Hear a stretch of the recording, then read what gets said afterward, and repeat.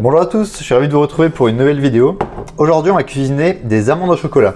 Alors ça va être très facile, on va commencer par prendre donc, des amandes décortiquées comme ça et on va les émonder. On va commencer par faire bouillir de l'eau. Donc voilà, on attend que l'eau bout. Voilà l'eau bout, on va pouvoir éteindre le feu et plonger nos amandes dans l'eau bouillante. On va les laisser pendant 2-3 minutes. Le but c'est que la peau ramollisse pour pouvoir bien les éplucher après. Donc après 2-3 minutes, on va pouvoir les égoutter et les disposer sur un torchon. Et en fait, la peau est ramollie, donc ça va être très facile de les éplucher. Il suffit juste de replier le torchon, de remuer comme ceci, et vous voyez que les épluchures tombent toutes seules. Donc voilà, tout a été épluché. Alors honnêtement, c'est vraiment assez rapide et plutôt amusant à faire. Alors maintenant, on va réaliser un caramel à sec. Donc c'est juste du sucre et de l'eau.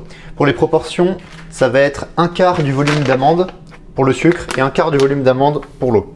Donc pour 100 g d'amande, on va mettre 25 g de sucre. Et donc pour faire un caramel à sec, on met le tout à chauffer, le sucre et l'eau, et on attend que ça bout. Donc voilà, ça commence à bouillir, on va pouvoir réduire le feu et ajouter nos amandes.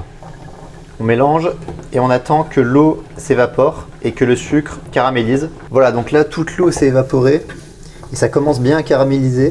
Donc il faut continuer et il faut surveiller parce que le caramel à sec comme ça peut tourner hyper vite. Voilà, donc là quand elles ont une belle couleur orangée, c'est le temps de les sortir. On va ajouter une petite noix de beurre pour ajouter un peu de matière grasse et les aider à se décoller entre elles. On va les laisser refroidir un petit peu à côté. Et pendant ce temps, on va faire fondre une centaine de grammes de chocolat pour le volume d'amandes que j'ai. Ok, le chocolat est fondu. On va pouvoir le verser sur les amandes. Et on va mélanger pour les recouvrir. Et enfin, la touche finale, on va récupérer du cacao sans sucre en poudre. Et on va venir en mettre à la manière de truffe pour sécher le chocolat. Donc voilà, quand le chocolat est bien asséché, les amandes peuvent parfaitement se détacher les unes des autres. J'espère que cette vidéo vous aura plu, que vous prendrez du plaisir à refaire la recette. Et on se retrouve bientôt pour une prochaine vidéo.